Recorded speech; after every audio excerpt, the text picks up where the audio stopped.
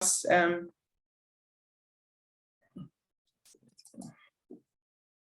evening, everyone. Welcome back to our Wellness Essential program every week, Thursday.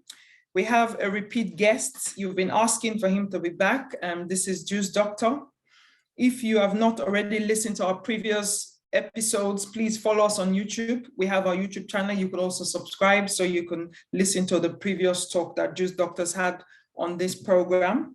Juice Doctor is the founder of MI Healthcare Group. I'm also excited about our conversation today because we are going to be focusing on kidney, on the gallbladder, and also general health questions. Just to remind everyone, please put your questions on the chat and we will ask him the questions as we go along. For those of you that do not know the Juice Doctor, I'm just going to reintroduce him again. The Juice Doctor is also known as Aaron Warden. He's a clinical nutritionist, a natural health researcher, a detox specialist, an innovator, and a manufacturer of botanical health products. He's a social entrepreneur, he's a humanitarian, a CEO and founder of Go Juice Detox, Vivo Nutrients, as well as MI Healthcare Group.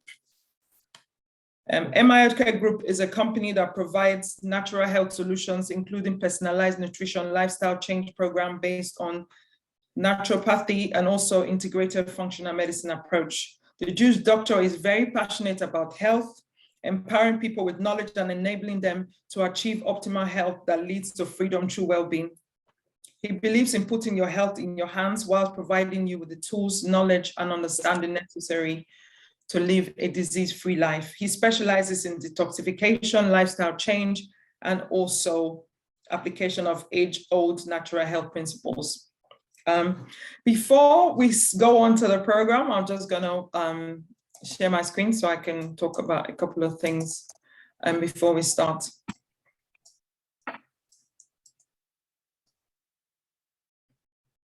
So thank you so much for attending this program this evening. Again, today we will be focusing on question and answer, and we are, like I said earlier, focusing on 3 areas. And the first area we're going to be looking at is kidney and also kidney stones. We're also going to ask him questions on gallbladder. This is also another thing that affects majority of us, as well as general health questions. Again, if you have any questions, please put them in the chat. Gloriado Nutrition provides natural health solutions, and we also offer essential oils, massage and sleep oils, organic herbs and spices, skincare products, hair care products, detox products, meal plans, ready meal cooking classes, nutrition coaching, food for wellness scan, as well as pain clinic. We also have our Chef Imani's Kitchen, where you can find lots of recipes and lots of foods that you can try if you like to try new foods. Our skincare range, and we have products for the skin, for the face, as well as our wellness center, where you can come and ask us questions every Wednesday. If anyone would like to contact the Juice Doctor today, you can contact him by email, aaronleaves@gmail.com. He also has an Instagram page called Vivo Nutrients and MI Healthcare. The website is mihealthcaregroup.com, and also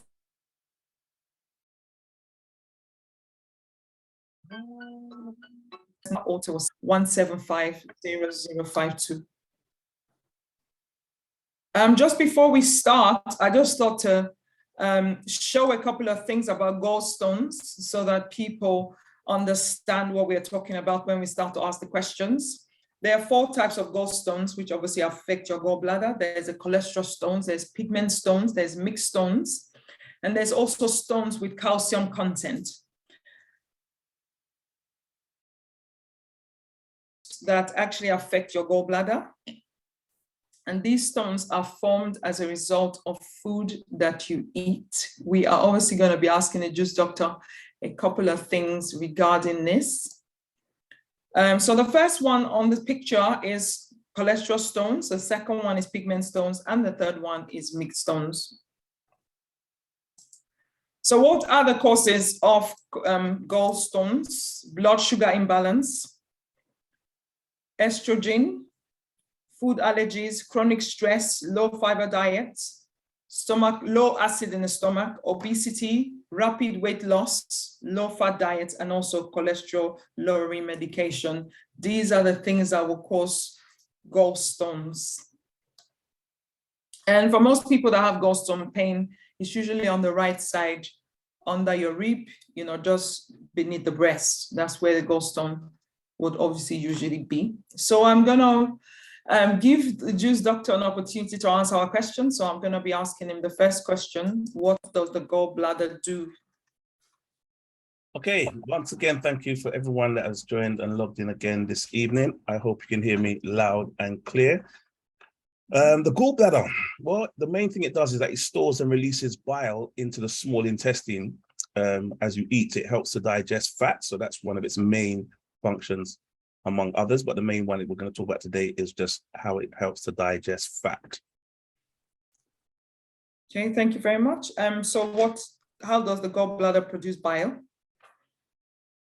Well, the gallbladder produces bile through a number of processes. Once the liver receives food, then it has to release the bile from the liver into the gallbladder, which helps to break down the fat. Thank you very much. And how does gallstones affect you or affect us?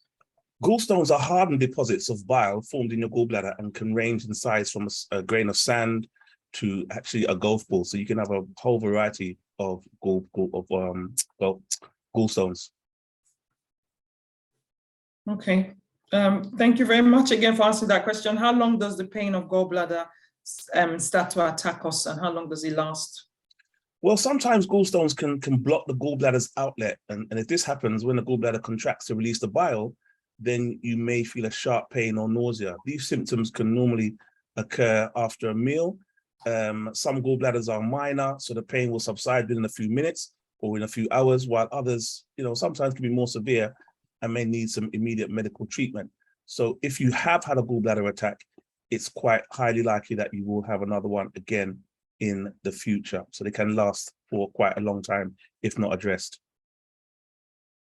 Okay. Thank you very much again for answering that question. So how long does this pain last? Does it last for 2 months, 4 months? Is it a continuous pain? Is this something that we should be worried about? Well, once you start to feel the pain, once you start to get the first initial signs, that's a sign that something is going wrong. The longer you leave that sign unaddressed, maybe not getting a check or not having a CT scan or some kind of ultrasound or imaging to show what is actually happening, that's going to determine the length of time you're going to experience this pain and this discomfort. So the sooner you get some kind of intervention, the better. So how long will I know if I have gallstones? The best way to find out if you have gallstones is to do a CT scan, and that will help you to detect the presence of gallstones, because the pain is generally quite excruciating, but it could be a number of other things as well. It could be a fatty liver, it could be a sign of extreme cirrhosis. So to ensure that you are actually dealing with gallstones, it's best to have an ultrasound or a CT scan. So can we have a gallbladder attack without having stones? Well, when the bile inside your gallbladder becomes too thick, it might become difficult for the bladder to release it easily. And when this happens, your gallbladder will send some signals as if it was obstructed by gallstones, which will result in a symptom similar to a gallbladder attack. But you can have this experience without actually having gallstones. So it's not only exclusive to when you have gallstones, but it's something that can happen at various times, depending on the state of your liver and your gallbladder and your digestive system as a whole. So what foods should I eat if I have gallbladder pains or gallstone pains? More than what food you should eat, you more want to be focusing on what food you shouldn't eat, because the foods that you are eating are the ones that are invariably causing the problem. So you want to be looking at your diet, and especially the fat content in your diet. If you have a very high fat content, if you have a lot of fried food, if you have a lot of very greasy food, if you have a lot of processed food, if you have a lot of food that is very stimulative of your cholesterol levels, foods that are, fatty foods, processed foods, fast foods, these are the type of foods that you want to stay away from. The more you cook, the more you eat meat, and the fat that comes off the meat, and the stress that burden it puts on the liver and gallbladder is the quicker you want to move away from those type of foods, especially if you're starting to experience gallbladder difficulty. Thank you very much. So what products would I need to take if I have gallbladder attacks? If you have a gallbladder attack, we have a range of products that we use that are dedicated to supporting the gallbladder and the liver. We have a product called Liver and Gallbladder Support. We also have a product called Stone Crusher, which has a very powerful ingredient from the rainforest in Brazil called cinchona, which is very well renowned for its ability to break down stones. It's actually called the stone breaker herb. So that's included within the Stone Crusher. We also have Ultra Detox, which helps to support the liver in its function, helps support the digestive system, helps to stimulate the production of bile. And lastly, we have Oxyflush. Oxyflush is very important for clearing the pathway, clearing the bowels, and clearing the exit route to ensure any stones that are released, they're actually able to be removed before they go on to cause any further damage. So those are the 4 key products: Liver and Gallbladder Support, Stone Crusher, Oxyflush, and Ultra Detox. Okay. Can gallbladder attacks also cause pancreatitis? The short answer is yes, because gallstones can lead to inflammation of the pancreas, they call it pancreatitis. This happens when the gallstone traveling through the bile duct will obstruct the pancreatic duct, which joins the duct passing from the liver to the intestine, which is kind of like the junction that's in between. And if that junction becomes blocked or clogged, that could then lead to pancreatitis, which will affect your insulin production, which will also affect your hormones, because the pancreas is an endocrine function, is an endocrine organ as well as an exocrine organ. The endocrine function, it deals with producing the enzymes, and the exocrine, it helps to secrete insulin to regulate and manage your blood sugar. So it could be a serious problem if your gallstones block that passage. So what other things can you tell us about gallbladder? Gallbladder is a very important organ, but it's a very underused organ. Well, it's a very under-recognized organ because it sits just below the liver. Most of the fat that is processed by the liver is dripped down into the gallbladder. And when that gallbladder becomes overloaded, or firstly, when the liver becomes overloaded, it's no longer able to isolate those additional fatty deposits from your blood. So when the liver becomes overloaded, then you're heavily going to be relying on the gallbladder. And when the gallbladder now becomes overfull with too much bile and too many fatty foods, and you'll continue to eat those type of foods, that's when you have a problem with that fat risking the risk of becoming crystallized, which will then leads to stones. And the way you'll notice you're having stones is because you're going to have that initial pain in the side of your stomach or in the upper part of your stomach. Sometimes it also travels up to your right shoulder.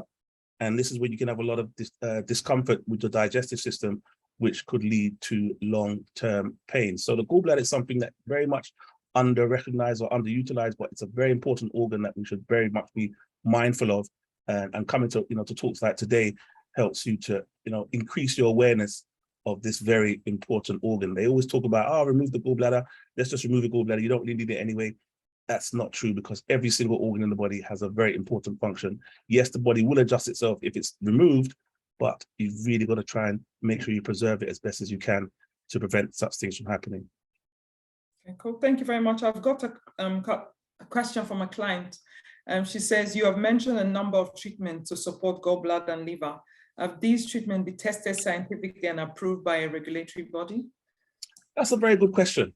But most of the products that we use, they're all food-based products, they're all plant-based products. So their body recognizes them as food. They're not chemicals, they're not chemical-based. They're all extracted from the ground. They're all extracts of the plants. They're actually the most potent part of the plant that's extracted through what we call the tincture process. So they're herbal tinctures. So when you use tinctures, because they're in a plant form, they have all the enzymes, all the compounds from the soil. The body is able to recognize them as food. So as such, they don't require scientific testing and all the regulatory activities that will be assigned to a more chemical-based intervention or a medicine. Cool. Thank you so much again for answering that question. The next question is, how can I relieve the pain in my gallbladder? What can I do to relieve that pain? The first thing we'd recommend is to increase your hydration. Drink lots of water, number one. Then refrain from eating fat or heavily saturated or fried food. And then lastly, try and avoid as much spicy food, or stay far from spicy food or food that is heavily seasoned as much as you can. Just on that note about foods, you know, when you say fried food, does that mean, I know that a couple of people are Caribbean and African here, so do you mean that they shouldn't eat dumpling anymore, or eat stew anymore, or jollof rice anymore? All of the above. Jollof rice oftentimes is made with Maggi. Maggi has a lot of carcinogens in there. It has a lot of spices that could actually be quite strenuous for a liver that's quite stressed, or a gallbladder that's quite stressed to actually tackle and handle. So staying far from jollof rice will definitely be advisable. Dumplings, another food that you want to try and stay far from, because they're very heavily fried.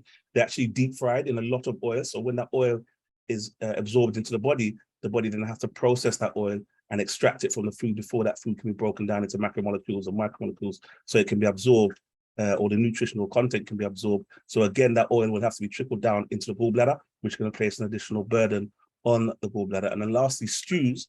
When you make the stews, especially from the more West African type of dish, you want to really try and reduce or limit those type of stews, because they're very heavily based in oil. They use a lot of vegetable oil, which then obviously gets saturated within the dish. And again, that's going to place a huge burden on the gallbladder. So trying to stay away from fried food, heavily oil-based stews, spicy food, and things like jollof rice is definitely a thing you want to say a no-no to, until at least you've got your gallbladder and the situation under control.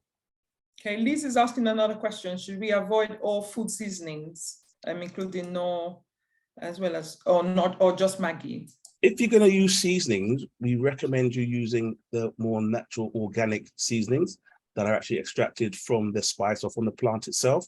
When you start to go into Knorr and those sort of brands or those sort of products, yes, sometimes they're good for convenience, but they're not always based in nature. They don't always have their origins from, you know, sustainable sources. They're not always coming from the soil. So it's always better, if you can, to use the natural plant base or the spice itself, which may be ground down into a powder form, or you may even have it as the leaf when you're using different herbs. So yes, trying to stay away from those will definitely be advisable. Stay away from Maggi, stay away from Knorr, stay away from those chemical-based or synthetic type seasonings, which are, you know, generally based in salt and MSG, monosodium glutamate, again, which are things the body doesn't recognize and doesn't see them as foods.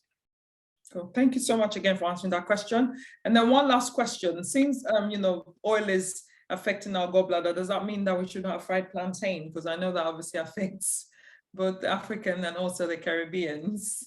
All foods in moderation are good, and they're healthy and nourishing to the body. But when you start to go into excess, having those foods on a consistent basis, and you're not, you know, balancing them out with other foods to make sure you have a balanced diet, because you want to make sure you have a variety of enzymes to help stimulate the production of bile and to stimulate the liver and provide these organs with the necessary tools and raw materials that they need in order to function optimally. If you're not incorporating your plantain, your fried food, with a balanced diet, which will consist of those additional enzymes, then you run the risk of placing your liver or your gallbladder under unnecessary burden or unnecessary stress, which could lead to further problems. So moderation is always the key. Cool. Thank you so much again for answering that question. I think Rosemary has a hand up, so she wants to ask a question. Yeah, Rosemary, you can unmute yourself and ask a question.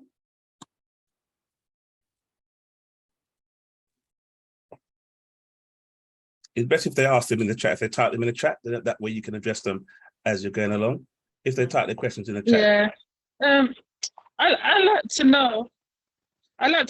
Is this juice recommended, like, is it tested by the government? Is it safe to drink? I'm sorry, I didn't hear the question. I didn't hear the question clearly.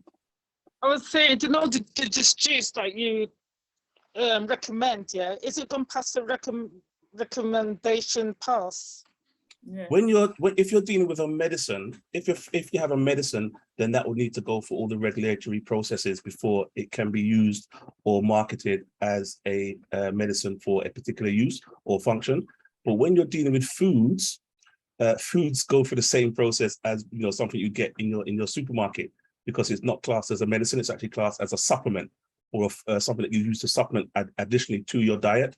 It's not classed as a drug, or it's not classed as a medicine, which will have to go through a completely different regulatory process. Thank you very much, Rosemary, for answering that question. I hope we answer the questions the way you're satisfied with the question. Keep your questions coming, just put them on the chat and I'll go through them as we go along. The next section of this talk is the kidney. So I'm going to share my screen again and just go over some of the things that I think we need to be aware of before we continue.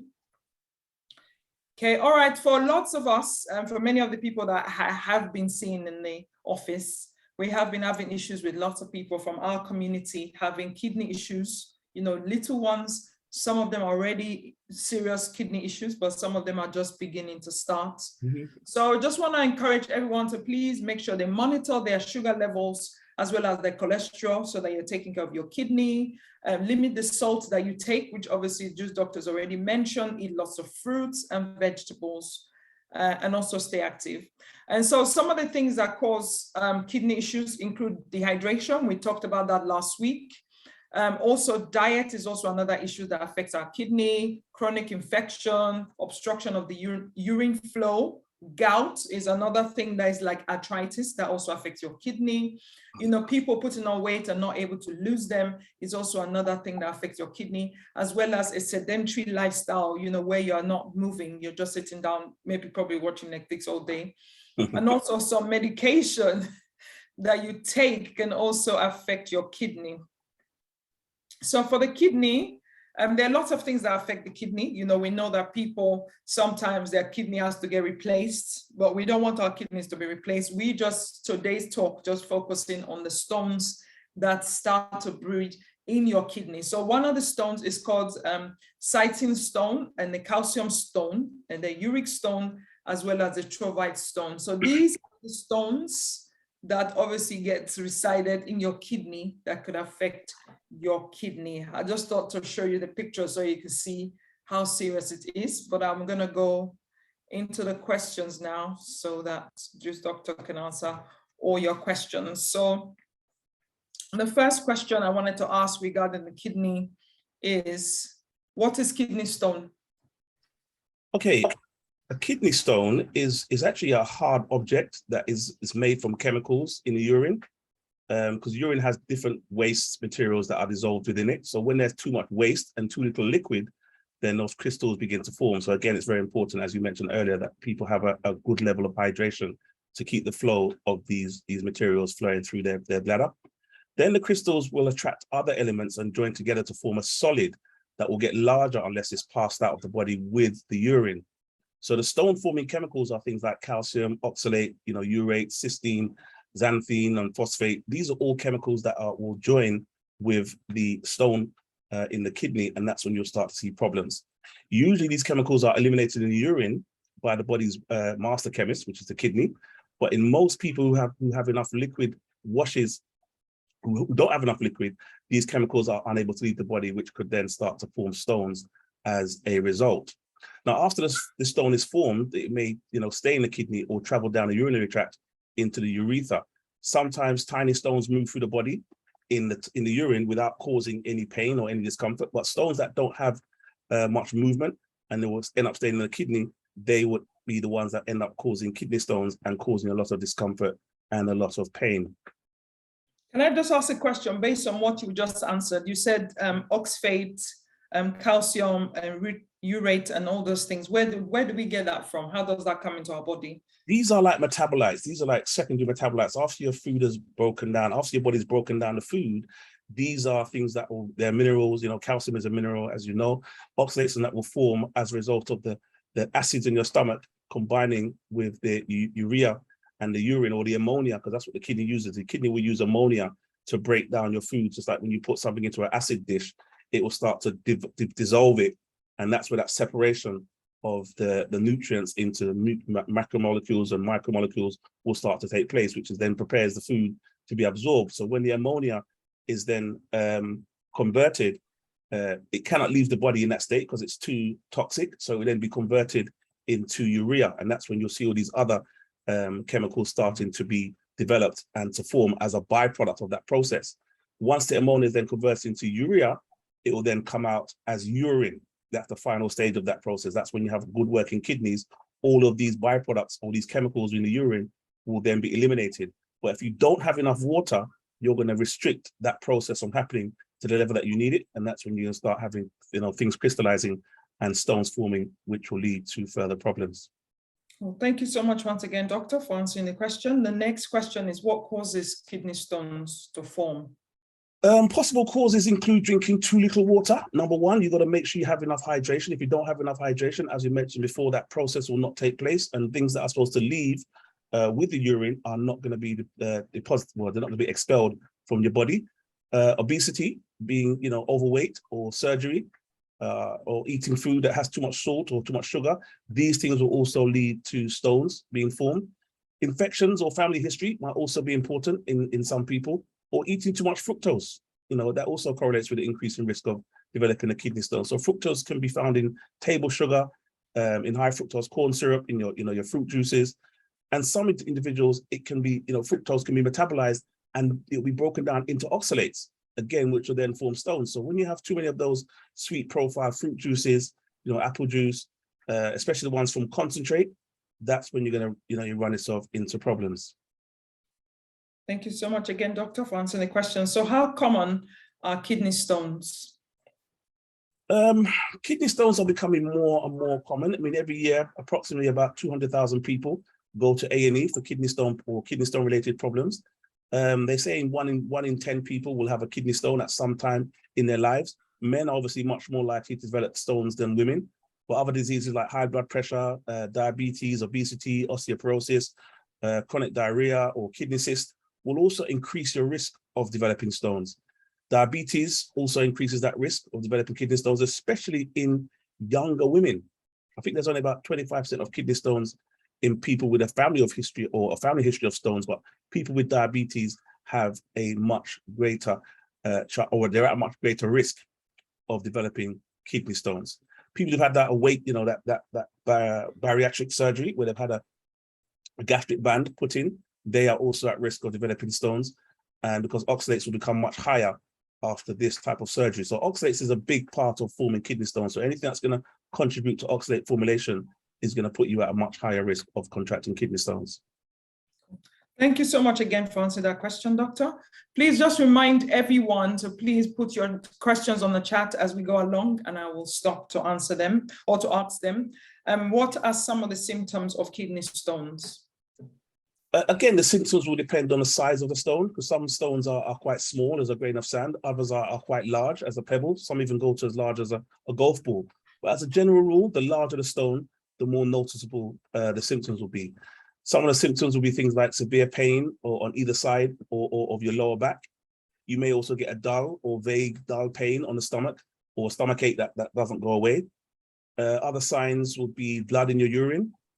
You may experience nausea or vomiting. You may get some fever or chills, or you may also notice that your urine is becoming very dark or cloudy, or even has a very strong smell. So these are some of the classic signs of kidney stones forming. Additional things would be like when you have that irritation, when you go to the toilet, it's very, you get a bit of burning sensation or pain, extreme pain. Sometimes the kidney stones will pass out without, any kind of intervention. But again, you'll feel a lot of pain as it, exits the body. So there are lots of different ways of telling that you have kidney stones, but the general one is always to look out for any levels of pain or discomfort in that kidney area. Thank you again, Doctor, for answering the question. So what does the doctor need to examine the content? Why does the doctor need to examine the content of the stone? Well, a good question. When you study the stone, it will help you to understand why you have it and how to reduce the risk of further stones. The most common type of stone, as we said, is the calcium-based stones, which, calcium is obviously part of a normal healthy diet. The kidney usually removes extra calcium that the body doesn't need, but often people with stones tend to keep too much calcium. And when this calcium combines with waste products like oxalates, then you'll have a problem where that oxalate will then start to form a stone. The most common combination is what we call a calcium oxalate, which is very common when you have too much calcium retained in the body or in the blood. Less common types of stones are infection-related stones, which contains things like magnesium and ammonia, called struvite stones, and acid-related stones called uric acid stones. These might also be related to eating too much protein. So, your diet has a very significant part to play in the risk or the reduction of you developing kidney stones. And that's the reason why we need to examine stones when they come out, so we can identify the source of the stone and what is either too much or not enough in your body to help you to take the relevant preventive action to prevent it happening in the future. Thank you again, Doctor, for answering that question. Clara is asking what causes kidney cysts, because please, how can I get rid of them? So she's asking about the cysts now. Again, when you look at the function of the kidney is a filter. It has a lot of glomeruloids that actually filter the impurities out of your blood. So a key part to developing your function of your kidney is to ensure you have optimum amounts of hydration, optimum amounts of fluid passing through the kidney. Also make sure you have a good amount of fiber in your diet, because when you have a lot of fiber, it helps to make these digestive elements pass through the colon and pass through the system a lot more effectively. When you don't have enough fiber, a lot of things will start to be held up and blocked. And then when this blockage starts to accumulate, this is when you may start to find cysts forming in or around the kidney. Thank you very much again for answering the question. Enid says that, is the cyst on the kidney different from the stone? Yes, the cysts are actually something, they're actually growths that develop on the kidney itself. So the stones are actually things that are formed as a byproduct of the digestive process, but the cysts are actual growths that actually develop on the kidney itself. Cool. Thank you very much again for answering the question. Beverly is asking the question. It says, how long will you need to use the products mentioned to get rid of the stones? It all depends on your diet and your lifestyle. The most important thing, as we mentioned earlier, is making sure you remove the foods that will cause stones to form in the first place, because sometimes people will be taking interventions to try and remove or to break down stones or cysts, but at the same time, they're also ingesting the foods that were responsible for causing them in the first place. So your diet plays a huge part in the duration or the length of time it will take for you to bring your body back into complete order. So diet is number one. Number two would be looking at your levels of hydration alongside taking the products. But the key thing is obviously your diet and your lifestyle, and making sure that when you're using the products, that you're not doing anything that's going to be dangerous or detrimental to the progress of those products moving through your system, and using the nutrients that they bring into the body to actually bring about a natural state of balance.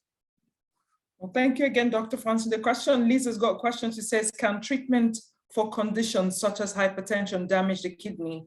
And if that's possible, what can I do to address this? Absolutely, absolutely. Treatment for hypertension will definitely help to damage the kidney, because the kidney plays a huge part in regulating your blood pressure and the levels of osmosis and the flow of blood through your system.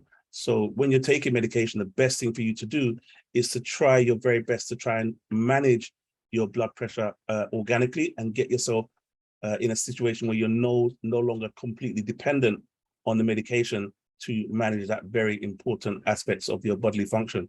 So if you are in a situation where you're taking long-term medication, this is where we recommend, visiting, a natural practitioner, coming to see people like ourselves, clinical nutritionists, people that have experience of working with the body, working with diet, working with lifestyle, to help you identify the areas of your diet or areas of your lifestyle that have contributed to your current situation, and can help you to guide you to take the relevant steps to bring you out of that state of being totally dependent on medication to manage your blood pressure and indeed the health of your kidney. Thank you again for all those that have been sending their questions on the chat. Please continue to bring them in. The next question is, how are gallstones treated? How can I treat my gallstone if I had one? I don't have one, by the way. Gallstones or kidney stones? Kidney stones, sorry. Okay. Kidney stones.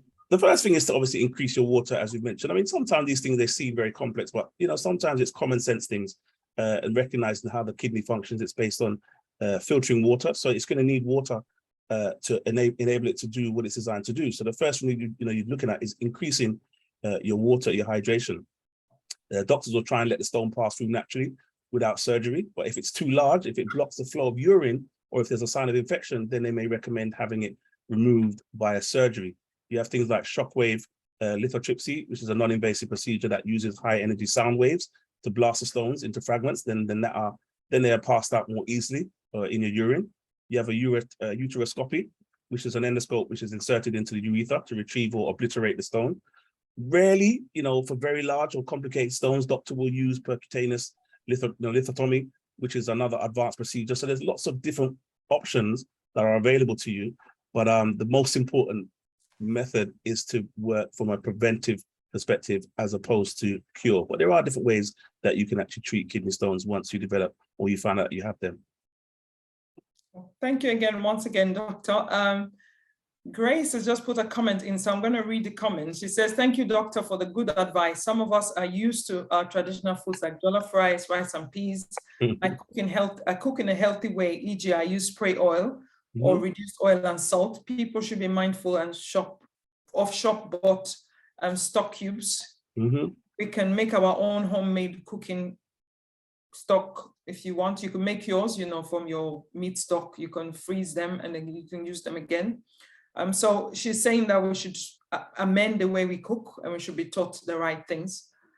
We should also learn healthy way of cooking our traditional foods so we don't do the things that will cause problems to our health. And also we should exercise. That's the comment from Grace. Thank you, Grace, for your comments. I just wanted to say something here. I think for us, we use Himalayan salt. That's what I use for my fish seasoning. I do not put no Maggi cube on there, and it tastes really nice. So you could use your Himalayan salt, just put it on. You don't need to put anything extra. For your cooking of your rice and stuff, I don't eat rice, so I couldn't really be telling you about rice or anything to do with rice. I think people should just boycott rice completely.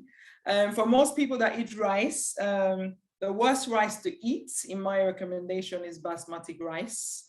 1, because it's GMO. 2, because obviously you don't get any nutrients from eating that. But the reason why most people eat it is because it's very delicious. And then not only that, you are tempted to eat, seconds and thirds, and you eat it for 3 days straight and you're not stopping. I spoke to a client this afternoon and she said to me, I've been on the program for 1 week and I have not craved rice. And I said to her, the reason why is because you've been taking elixir and it's obviously killed most of those parasites that keep asking you to eat rice. So there's definitely a link between your craving for those foods and parasites in your stomach. So thank you again, doctor. I'll continue asking the questions. Please, if you do have any more questions, please ask us. Are there any long-term consequences of having a kidney stone? Long-term consequences, yes, you'd have things like, well, you'd be at a higher risk of developing CKD, which stands for chronic kidney disease. If you've had a stone or one stone, then you're at an increased risk of definitely having another one. And those who have developed a single stone, they are approximately at 50% higher risk of developing another stone within 5 to 7 years. So the more stones you have, is the more at risk you are of developing long-term kidney problems, but more importantly, of developing chronic kidney disease if they're not addressed soon enough. Okay, doctor, and this is out of the questions I had to ask you, but I just wanted to ask this, maybe for the benefit of people. So does this mean that the stones lead to kidney disease and then, the kidney has to be removed or replaced? So what's the thing that actually causes your kidney to have so much issues that it has to be replaced, or we have to look for kidney replacement? Well, often when we get into a habit of, eating the foods that we eat and observing the diet that we follow, if your diet is very high in, very salty foods, processed foods, fried foods, high fat foods that are going to contribute to, oxalate formation and ultimately kidney stones, if you follow that kind of diet for a long period of time, you're going to put yourself at a much greater risk of developing stones, which will then lead to chronic kidney disease. If that kidney disease and you continue with that diet and you're not, you're not being aware of the impact of your diet on your organs, that condition will continue to deteriorate into kidney disease and eventually kidney failure. And once you start to go into the echelons of kidney failure, that's when you're going to start looking at things like dialysis. If dialysis is not an option or dialysis is not working because it cannot, it cannot flush the fluids through your kidney effectively enough, then you may start looking at the final option, which is where you may have to have a kidney transplant. That also may become the case if your kidney is so diseased that it can't even benefit from dialysis. Then again, you'll be looking at having a kidney transplant. And when we have, clients that are, presented with those sort of situations, the first thing we ask them is, if you damage the first kidney, what is going to stop the second kidney from going through the same thing unless you make the relevant dietary changes and lifestyle changes? So a lot of it does come down to, being proactive as opposed to being reactive, coming to talks like these, visiting these type of forums, visiting your clinical nutritionist, your health practitioners, being, taking more responsibility for your health as opposed to waiting for something to go wrong and then going to the GP, who's only going to ask you what is wrong with you. So you are going to be the ultimate one responsible for managing and the maintenance of your health. Well, thank you again, Doctor, for answering that question. I know that was a different question, but thank you for explaining it clearly. Do children actually have kidney stones? Yes, children do get kidney stones. Children sometimes as young as 5 years. In fact, this problem is so common in children that some hospitals actually conduct kidney stone clinics for pediatric patients. And the increase has been attributed to several factors, mostly related to their diet and their choices of foods. The two most important reasons are not drinking enough water and eating foods that are high in salt. Kids need to eat less salty potato chips, crisps and French fries, foods that are very rich in salt. There are other salty foods like sandwich meats, which, are laced with salt. The salami, pastrami, canned soups, packaged meals, even sports drinks like, sodas and some of those, high sugar or sugar-free even beverages that children use or, put into their lunchbox. These all increase the risk of stones due to their high sucrose content, which is another type of sugar. So drinking water is also very, very important to help kids to, to reduce their risk of developing stones. Parents can also develop good practices like sending their children to school with a water bottle in their lunchbox instead of a juice box or a sports drink, because oftentimes, you put the fruit juice into the box almost as standard. But if you start to incorporate more water and introduce them to water at a younger age, then they'll become accustomed and acclimatized to drinking water. And when they are thirsty, the first thing they'll draw for would be a bottle of water as opposed to a sugary drink. So in some children, being overweight also adds to the risk.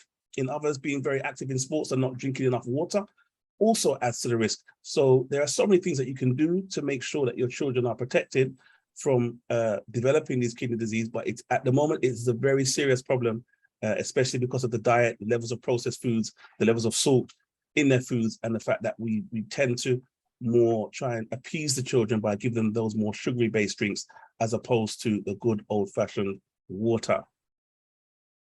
Thank you again, Doctor, for answering that question. So now we know that not only adults have kidney stones or kidney disease, children also have them. Thank you very much. I've got a question from Clara. She says, can the kidney on dialysis be restored to normal health? And does the Vivo products help with this? Or do you have any supplement that can help with somebody that is already on dialysis? We've had a number of patients that have been on dialysis. Before, we used to just, refuse them because we said, right, you've let it go too far. And because the hospital is going to place so many restrictions on you in terms of only allowing you to consume 500 mils of water for the day. However, we have had some interesting results, some very positive results with people that have been on dialysis, and they've managed to get a good percentage of their kidney function increased and improved as a result of the intervention with the products, but also with the diet and the lifestyle changes.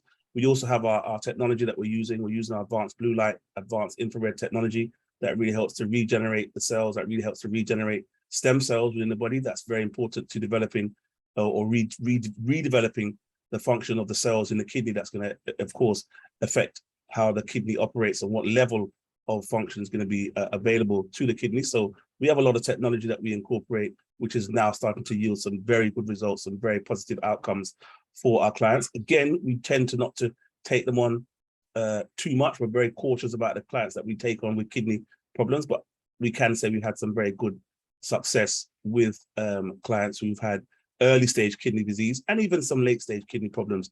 So dialysis is something that, yes, it can be reversed, but it's going to take a lot of work and a lot of commitment from the client in terms of their diet and their lifestyle choices.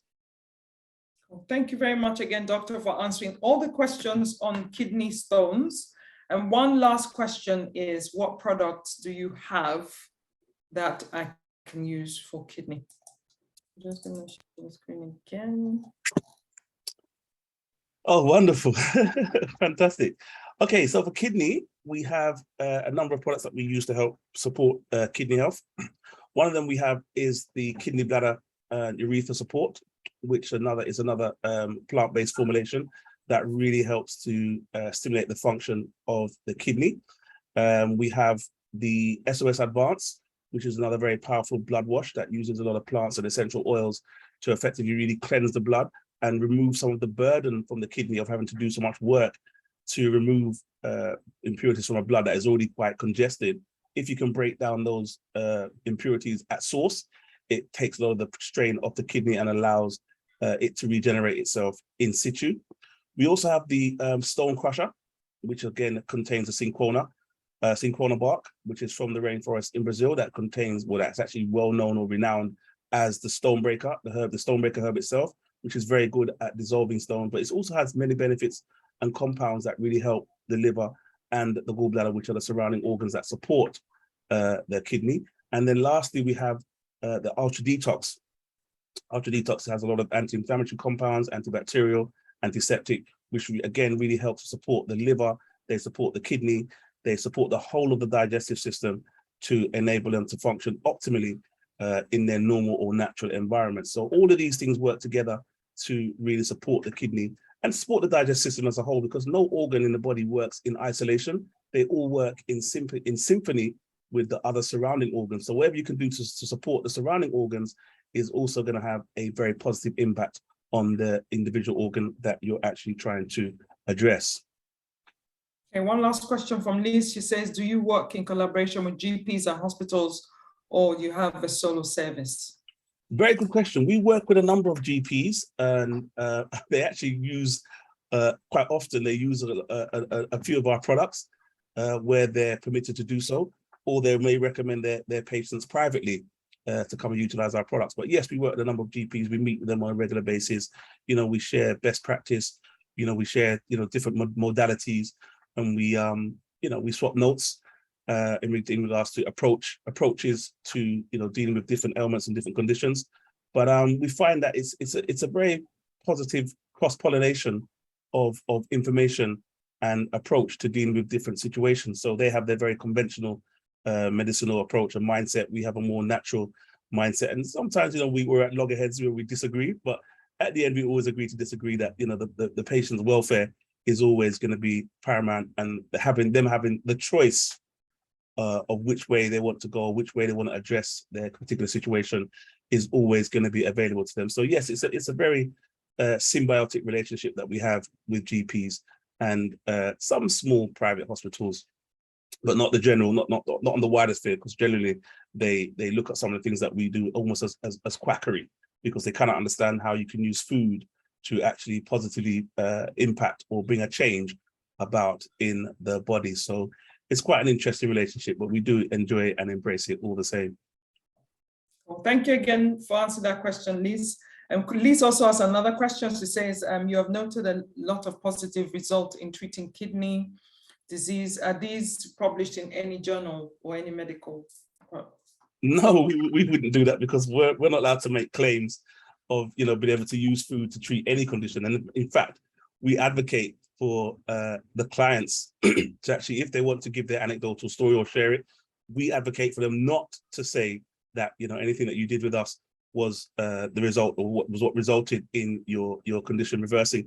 Most of the time, quite often, they because we work with the patient and their primary health practitioner, which may be a hospital, maybe a GP, or maybe a private clinic, they would often come to us and they'll get the results, and they'll go back and they'll show their GP, or their GP will do their tests, or their clinician will do their tests, and they'll see, actually, this is remarkable. How did you do this? How did you manage to do this? And they would always say, we just, we use some natural means. Sometimes they will divulge that they've used, alternative methods. Other times they don't always divulge, because sometimes the doctors don't believe in them. Other times the doctors said, you need to tell us who these people are. We need to know who they are. We need to, I don't know if they want to come and see us, but they just want to know, maybe because out of curiosity, to find out how they were able to use a non-medical approach to be able to bring out these such clinical outcomes, which has been tested clinically and shown that the condition is actually reversed. We've seen that often with diabetes. We've had numerous cases of diabetes, especially type 2 diabetes, have come to us, and they've been on their metformin, they've been on their insulin, and they've gone through the lifestyle change program. They've done a scan initially to find out where the issues are and the root causes or the root issues that are impeding the production of insulin or the secretion of insulin. We've put them on a program, we've changed their diet, we've changed their habits, we've rested the digestive system, we've boosted the pancreatic function. And within 6 short weeks, often no more than 6 weeks, they've been able to bring their blood sugar into balance. They've gone back to their GP or their blood sugar clinic. They've tested their blood sugar. They've said, your blood sugar is normalized. They've said to them, come back again in 6 months. They've gone back in 6 months and the results are still the same. They're always astounded as how is this possible? How are you able to do this? Because they can't conceive the fact that you can actually use plants, you can actually use foods to reverse these, acute and chronic conditions. So again, it's always an interesting situation for us, but we don't make any claims to be able to treat any condition. We don't make any claims to be able to cure any condition. We just help support the body and use the body's natural mechanisms that are innate to the body and designed within the body to help to bring about that transformation or that transformed state that will be conducive to accelerated healing. And the results are, they're quite phenomenal and remarkable. And they've obviously gone to the medical establishment and they've seen the results from a clinical perspective, and they've always borne out what the patient has gone through, and proved that these foods and these products and these modalities and methods that we use actually work. Thank you so much, Doctor, for answering the questions. I've still got a few more questions to ask. I'm very, very conscious of time right now. What is the difference between bacteria and virus? Okay, well, we can look at it let's just keep it really simple. I'm going to try and keep it really simple. On a biological level, the main difference is that bacteria are free living cells that can live inside or outside a body, while viruses, they actually need a host. They're a non-living collection of molecules that need a host to survive. Bacteria, they're like single-celled organisms that have the ability to feed themselves and to reproduce or replicate. They can be found everywhere, including the air, the water, the soil. They divide and multiply very quickly, which means that one cell can become 1 million cells in just a matter of hours. Viruses, on the other hand, they're microorganisms that are smaller than bacteria, but they cannot grow or reproduce without the help of a separate living cell. Once that virus gets into your body, it attaches itself to a healthy cell and uses the cell's nucleus in order to reproduce itself. So bacteria can survive on their own, but a virus actually needs a host. Thank you very much again. Does our intestine contain germs? Are there lots of germs in our stomach? Love this concept about germs, that germs are bad. Germs aren't all bad. In fact, some germs are very helpful. For example, the common bacteria E. coli, it's found in your intestines and it helps us to digest green vegetables and beans, which also makes a lot of gas. But these bacteria also are responsible for making vitamin K, which helps to which causes blood to clot. So germs and bacteria are very helpful. They can be quite harmful to the body, but that's why you have an immune system and a gut flora and a microbiome, which is designed to keep them in balance. Thank you so much again, Doctor. Where are the places where germs can hide? Germs, they hide everywhere. They're everywhere. They're in the air, they're in your homes, they're in your pets, they're in your family. Sometimes they make you sick, sometimes they make you well. They're in your bathroom, they're in your toilet, they hide in the kitchen sink. Everyday items such as shopping carts, restaurant menus, mobile phones, shower curtains, they all contain germs, and they all provide perfect hiding places for these germs. Bacterial molds and rhinoviruses, which are, the things that are behind the common cold that can lead to sickness. In fact, cold and flu viruses can survive for 18 hours on a hard surface.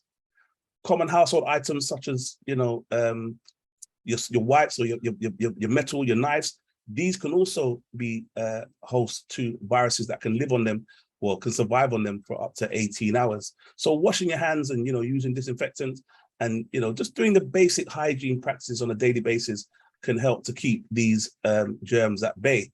But also you might have things like dust mites, which are the things that live in your bed sheets and feed on your dead skin cells. If you make your bed, actually studies have shown that dust mites, they need humidity. and levels above 50% of them can survive, and they cannot actually live in a bed that is not made. So we're not encouraging people to leave your bed messy, but if you want to keep your bed mites at bay, don't make your bed every day, because they cannot survive in that arid environment. They love it when it's very smooth and very laid out and perfectly placed. That way they can hide and multiply and feed uninterrupted on your dead skin cells. Okay, I have a question from one of the people on the chat, and it says, how does uric acid manifest and can it be treated? Uric acid is actually part of the digestive process. You need uric acid to actually break down the molecules in your food. The problem is when you don't have enough water and that uric acid starts to form, then you're going to get an imbalance. You're going to get more uric acid than you're going to get than digestive acids. And when you have that situation, that's when the uric acid starts to build, and then the body has to then try and eliminate this excess uric acid, which could then start to crystallize and begin to form stones. So the first thing you want to do when you have a situation like that is first start looking at your levels of hydration to make sure you've got that even balance, so that when the uric acid is produced, which is going to be, like I said, going to work with the kidney function to break down the food, to, produce the ammonia, to then, convert into urea, which will come out as urine. They all depend heavily on a good supply of water. So the first thing you want to look at is increasing your hydration to bring a better level of balance in that particular situation. You're muted. What are allergies? Right. Allergies are when your body is responding literally to something that is almost to something that is not there.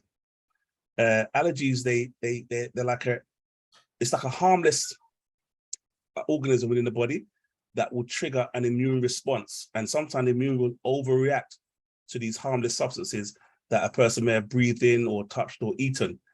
The antigens that bring on these allergic reactions may be foods, they may be medication, they may be plants, it could be animals, it could be chemicals, it could be dust or molds. Some common allergic reactions are things like hay fever or allergic conjunctivitis, which is like an eye reaction, asthma, or pet dander allergies, and skin reactions such as hives. These are all common causes of allergies, especially dust mites, which are made up of a large part of your household dust. So if they're breathed in by an allergic person, the body parts of the dead mites can trigger asthma, a lung condition that causes a person to have difficulty breathing. Cat and dog dander or skin flakes can also cause an allergic reaction, such as sneezing, wheezing, runny eyes, runny nose. Common food allergy triggers are proteins in cow's milk, proteins in eggs, in peanuts, wheat, soy, fish, shellfish, and also tree nuts. So there's lots of foods that we're eating that could also be contributing to histamine reaction, which will then result in us developing allergies. Thank you again, Doctor, for answering the question. Beverly says, how do I improve my low stomach acid? Okay, very good question. The first thing you want to do is start looking at things like hydrochloric acid. You want to start looking at HCl. There are lots of supplements. Again, question the person asked earlier, are these things regulated? No, they're not, but they're food supplements. They're things that will support your body's digestive function to enable them to function more optimally. So things like HCl, hydrochloric acid, things like digestive enzymes, all the things that are responsible for the digestive process are going to be beneficial when they're in the body in sufficient amounts. Where you have any kind of deficiency or a lack of any one or two components of that digestive process, that's when you're going to have an imbalance, which could lead to probably not enough stomach acid or low stomach acid, or even an overproduction of stomach acid, where the body tries to produce too much to compensate for the current lack. So definitely invest in some supplements. I know you're using some of the products already, but you can expand that by incorporating some digestive enzymes, some hydrochloric acid, and just supplements that are more stomach focused to help your stomach produce the levels of acid that it needs to function optimally. Thank you very much, Doctor, for answering the questions. The questions keep coming, so I can't really ask you the questions I planned. Sonia Brown is asking, what is eczema and how can it be treated? Eczema is a skin condition where you have an inordinate amount of the Staphylococcus bacteria, which starts to accumulate within the gut. And sometimes you find eczema is a reaction or the opposite reaction to asthma. So it's almost like the two sides of the same coin. People that have asthma, when they have about to have an asthma attack, it's almost like an immune response to the asthma attack, or to fend off the asthma attack, is that you'd have a flare-up of eczema, and vice versa. Sometimes people may have severe eczema, but instead of the immune response, the battle, so to speak, manifesting itself in the skin, it may well manifest itself through you having a respiratory issue, which will then manifest itself as asthma. So asthma and eczema, they're both closely related, and they're almost two sides of the same coin. These are the sort of things that you look at when you're looking at the liver, the function of the liver and the function of your gut, to make sure that you've got a balance of the right levels of good bacteria to counteract any overgrowth of harmful staphylococcus or streptococcus bacteria, which will be contributing to the manifestation of the eczema on your skin. So again, these problems are things that are originating in the gut. And once you start to identify the importance of having a good balance and a good variety of the right bacteria in your gut, you can help to A, stave off these things from happening or prevent it from happening, or B, really speed up your treatment process in trying to bring it into submission. Thank you very much again for answering all the questions. I'm just trying to see how many more questions I've got. Ooh, still got 3 more questions to ask you.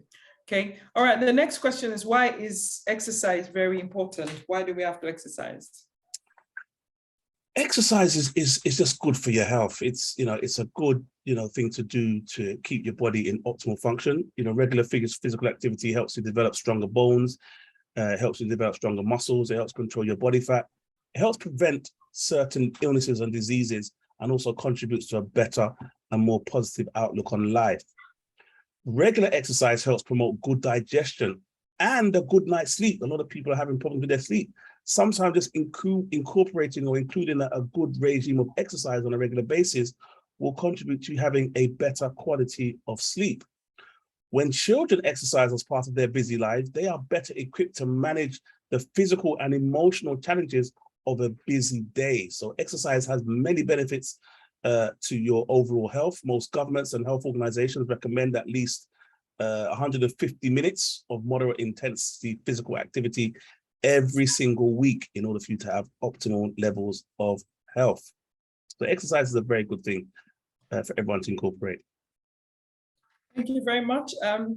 Second to the last question now. I'm trying to be quick. Can alcohol be bad for my health? Definitely. Alcohol is actually a drug or depressant that slows down the body's central nervous system, which is your brain. After you've had a few drinks, it immediately affects the way you think or the way you act. It can make you feel sleepy, less coordinated, and slower to react. It can also cause your brain to feel foggy, as well as make you think and see differently. So after years of drinking alcohol, you can actually have stomach problems and intestinal problems, liver damage, nerve and muscle damage, heart problems, brain damage, and things that are sometimes often irreversible. Alcohol can damage everything, and it can cause blackouts and permanent loss of your brain function and your memory. There's so many dangers to having alcohol, so definitely is something that you want to restrict or remove from your diet if possible. Drinking lots of alcohol can lead to emotional and psychological problems. You can be sad or you can become depressed just from drinking alcohol. People say they turn to the bottle, but sometimes the bottle is what turns them into the depressed state that makes them have to use the alcohol to try and pull them out. So it's a very vicious cycle. If you're pregnant, you drink too much alcohol, it can seriously harm your baby, as well as result in birth defects. So there's so many reasons for you not to drink alcohol and not to take drugs. I guess the best way to put it is say no to drugs. I can ask another question, but I know some people that like to take alcohol before they go to bed. So what's your advice to those people that like a glass of wine before bed? The best thing is to find out why you're not sleeping in the first place. And this is why when we offer the scan and consultation, the scan will scan your endocrine system. It will look at your hypothalamus, which regulates your sleep and waking cycle. It will look at your neurotransmitters. It will look at your brain. It will look at your levels of serotonin. It will look at your levels of melatonin. The scan will identify all the underlying issues that are happening or not happening within your body that will be contributing to your lack of sleep. When you start to use, alcohol as a crutch, you're entering into that vicious cycle of now you're starting to depend on alcohol, which has its own set of problems, but you're also going to have the parasites that you're feeding in your gut that are going to now latch onto that alcohol. And then you're going to become almost like addicted to feeding those parasites. We've had people when they've come to the program and they used to drink a bottle of Prosecco every night, or they drink a bottle of red wine every night. We put them on a 6-week program. In fact, in 21 days they did it. They did a step 1, which is in 21 days, and step 2 is another 21 days.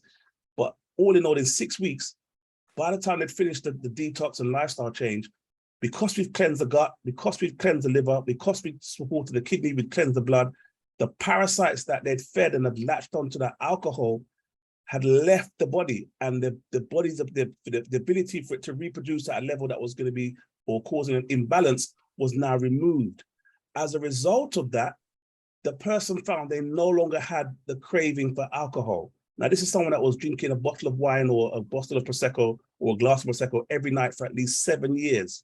But in 6 short weeks, she was able to overcome the addiction and no longer even want to even drink alcohol or even look at a bottle when she's walking down the aisles in the supermarket. So using alcohol as a means to sleep is not recommended. What we do recommend is that you identify what is the actual real problem behind your insomnia and addressing that at source, as opposed to just nursing it and allowing it to become worse and worse and worse. Okay, I've got 2 questions from the audience. One is, how many cups of coffee can I drink a day? None. None, because you're gonna just have the high and that you're gonna have that crash afterwards. I mean, coffee's okay, you know, once in a while, but if you start to drink coffee again, the caffeine is gonna cause you to become addicted, and the brain's not gonna be able to function without that caffeine boost. So you sound like you're somebody who've already going into that state of dependence on the caffeine. You're like what we call caffeine dependence, and you'd have to find a way to wean yourself off the caffeine. But again, the quickest way to do that is to embark on a lifestyle change, a detox and lifestyle change, where you're detoxifying yourself of the things that are slowing down your production of energy in the first place, and also the things that are clogging up your brain function, or the energy levels or the energy production part of your brain that is causing you to depend on caffeine to give you that get up and go every morning, or maybe it sounds like throughout the day as well. So we always recommend addressing things at source, rather than just trying to put a plaster on and then having to find you put more plasters and more plaster, because the more you have the caffeine is the more you're going to have the caffeine addiction, and then it's going to have a knock-on effect on your sleep or your quality of sleep, which then means you can't rest properly, so you're not going to be fully charged the next day, which means you're going to have an even greater need for more caffeine to pick you up and keep you going throughout the day. So it's a very vicious cycle that we definitely recommend to get off as soon as you can. Book an appointment, come and see one of a practitioner if you have any in your area, or come and see us. We'll definitely help you to identify what's causing your sleep deprivation in the first place, and help you to identify or navigate a route that takes you out and away from caffeine dependency. Cool. Thank you very much. Lisa's another question. Do you have treatments to help with menopause symptoms, and how effective are they? If you go to our website, vivonutrients.com, that's VIVO nutrients.com, and you look up a product called Menovate Balance, Menovate Balance, MENOVATE, Balance, you will see a large number of testimonials of people who have used the Menovate Balance to very great effect to really help them with their menopause. Some of the classic symptoms that they came with initially was that they were having hot flushes, they were having the brain fog, they were having the tiredness, and more importantly, they were having the sleepless nights. Through using the Menovate, which again is all plants, they're all phytoestrogens, it was enabled them to balance out their estrogen levels, which then had a knock-on effect in reducing, or in most cases, eliminating their hot flushes. And sometimes it's happened often within 7 to 14 days. So the body is always, trying to bring itself back into order, but sometimes it just needs the additional tools and resources to support that process. So Menovate Balance is a very good tool to help women who are suffering with menopause, or more importantly, the symptoms of menopause, such as hot flushes and associated other maladies. So Menovate Balance on the website, vivonutrients.com, and you'll see the product and you'll see the testimonials. Thank you very much, Dr. for asking the question. The last and final question is, why is smoking unhealthy for health? Just like the alcohol, it's another stimulant. Just like the caffeine, it's another stimulant. Sometimes you can overstimulate the brain. Nicotine, they contain harmful chemicals, including tar and other poisonous gas like carbon monoxide. These chemicals present health risks that range from bronchitis to cancer. So, doctors actually believe that cigarette smoking is the cause of 90% of all cases of lung cancer. That's a very high percentage. Heart disease and heart attack, as well as stroke, and are far more common in smokers than non-smokers. One of the effects of nicotine is constricting the blood vessels, which causes high blood pressure. Another effect is that it raises your heart rate, which adds extra stress on your heart. It can also affect every other part of your body, your circulatory system.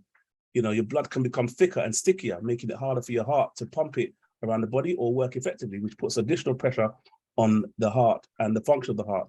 The lining of the blood vessels become damaged, allowing fatty deposits to stick, which most often causes what's known as atherosclerosis or hardening of the arteries. Smoking also stains your teeth. It damages your fingernails and your lung tissue, as well as it causes bad breath. So smoking is definitely not a thing you want to embark on. And if you are doing it, you want to try and find a way to stop it as quickly as possible so that you can ensure you have a long and healthy, successful life. Thank you so much, Doctor, for coming on this program today. A pleasure. Thank you very much. And thank you for answering all the questions. We are here again next week, Thursday. Same time, 8 o'clock. I'm just going to share the details, my details. And just before we go, I just wanted to just say a couple of things for people that have kidney issues. Some of the foods that you can have to help with your kidney, you can take green tea, you can take water lemon with orange slices, you can have a bit of yogurt, you can have banana, papaya, broccoli, bok choy, kale, red peppers, and also cantaloupe. But again, with the cantaloupe, you have to be very careful because they can spike your sugar if you have diabetes. Other things that you need to avoid if you have any problems with kidney, you need to avoid sugary foods, cold cut meats like processed meat, grape juice. You definitely need to avoid that. You need to be very careful with taking calcium supplements, because obviously one of the stones that get formed in the kidney is calcium stones. So be very careful of that. The doctor already told us that we should increase our hydration, drink lots of water, aim for 5 liters a day, and also limit your sugar. Avoid alcohol as well as soda drinks, carbonated drinks as much as possible.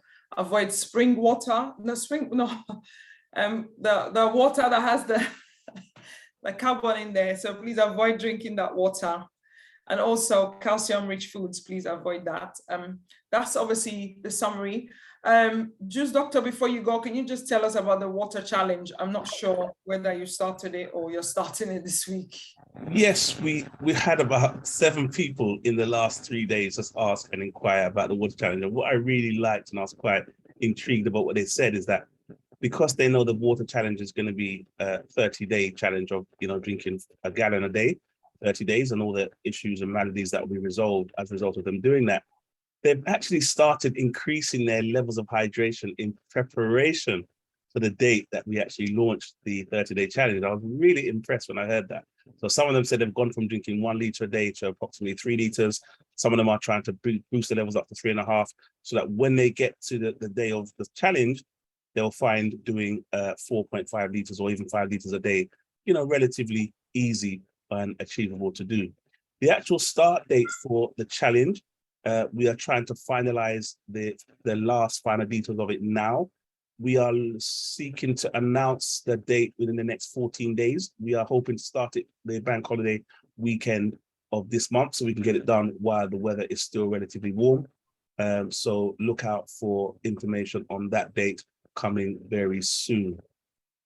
Okay, last and final question. These products on the screen, are they the products that everyone needs to have, or do we need to have other products? Okay, I'll start very quickly with the probiotics. Thank you so much for sharing this as well. The probiotics, somebody mentioned earlier about eczema.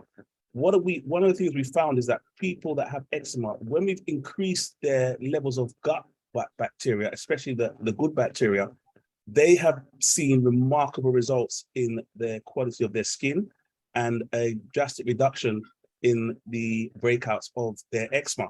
So probiotics is a very good addition to your diet. We have a live probiotic that's a very good strain. It has a very good variety of strains in it, and it's actually already in the pH of the gut. So it goes into the gut and starts working instantaneously. So we have a women's version and we have a general version. So live probiotics are very, very good and very underestimated for the power they have in transforming your health. OxyFlush on the left is our king, is our #1 selling product because it really flushes out all the impurities from the gut, from the colon. It really helps to get rid of bloating. It helps to really lay the foundation for increasing greater health by increasing absorption and removing all the impurities that are clogging up your system. And also your immune system is in your gut. So whatever you can do to support your gut and remove the impurities is also going to have a very positive effect on your immune system. Ultra Detox, again, is another very powerful product for supporting the liver, the kidney, the gallbladder, and the digestive system as a whole. It's a very bitter herb or bitter formulation. It has your dandelion, your burdock, your black seed oil, your curcumin, your turmeric, your oregano, and all the herbs that are very anti-parasitic that help to get rid of the parasite, get rid of worms, etc. We've spoken about the probiotics already. And lastly, the multiminerals and B complex is because everybody needs B vitamins to help trigger and support their metabolic processes. B vitamins are key and very instrumental in the body's ability to metabolize and break down food, especially people that have diabetes. They're always low in B vitamins, especially B1, which really helps to metabolize the carbohydrates in their diet. So if you have a lot of high carbohydrate diet, you will definitely be needing to have a good supply of B complex. Again, all our products are liquid except for the OxyFlush because it helps the absorption and they absorb a lot quicker. So these are 4 products that we definitely recommend everybody to have as part of their health armory. Janet is asking, what's the benefit of Elixir of Life? Why do I have to take it? Elixir of Life is such a good product. Again, it's from the rainforest in Peru. It's actually from the mountains. It's such a heavy mineral-rich product because it comes from the soil. The deposits that it comes from, it contains a high level of silica, and silica is the precursor for collagen. When you have a high source of silica, it has numerous benefits in itself, but one of the main benefits that people will recognize is that it helps the body to produce collagen. Collagen helps to support the skin, production of skin cells. It also helps to produce the follicles required for your hair. It helps to support hair growth. We have a lot of testimonials of people that have used Elixir of Life and they're seeing their hair growth stimulated or return. People that had gum problems, their gum issues have disappeared. Joint problems, people that had arthritis, they've had a lot of respite in the pain in the arthritis, or they've had joints where they've been very painful or very thin. Those joints have somehow been managed to fill out because of the silica content and the collagen levels in the body that are increased. So Elixir of Life is a product that nobody should be without. That's why it's named Elixir of Life. Another question regarding Elixir of Life. Can Elixir of Life be put in my smoothie? Absolutely, absolutely. These are all food-based products. They all come from the soil and they're as close to their natural state as possible. So the body recognizes these as food and it actually sees it as real medicine. That's why they say, let the food be your medicine and medicine be your food. So Elixir of Life is definitely good to add to your smoothie. You can even put it in your food when you're cooking. We don't advise it, but it also has benefits to people that have used it in that particular way. Okay, and last question from Sandra. She's asking, does he have an expiry date? Yes, they do, but the expiry date is for legal purposes that we have to put an expiry date on the products, but they generally last a lot longer, as long as you keep them in a cool, dark place, away from direct sunlight. You generally get good long usage out of Elixir and most of the products as a whole. Okay, cool. Thank you so much, Doctor, for answering all our questions this evening. If you would like us to bring the doctor back, please let us know so that we can bring him back again. But next week, we're covering menopause. So if you know anyone that's got menopause or menopause issues, please let us know. We've also got a group coaching for people that are going through menopause or want to know more about menopause. We've got a Telegram group as well that you can join so you can get useful information about menopause or how to manage your menopause. And if you'd like to contact me or ask me any questions, my details are on the screen, gloryedward21@gmail.com. Glory Edward Nutrition, Glory Edward Organic, and Chef Imani's Kitchen. We've also got a website as well, gloryedwardorganic.com. These are the ways you can contact me. If you would like to book an appointment for a scan with the doctor, please let us know as well. You can send a text to 0798-455-1292. If you are a returning client of the Juice Doctor, he is offering £80 scan. So if you wanted to come back, if you've been with us maybe 2 years ago, 3 years ago, and you feel that, you know what, I need to have a scan, we're doing it at £80 at the moment. So if you would like to book an appointment, let us know as well. I can see that there's chat. Okay, thank you so much, Janet, for asking your question. And thank you very much, everyone, for joining. And hopefully we'll see you again next week. Thank you very much. Same time, same Zoom. Have a wonderful evening, everyone.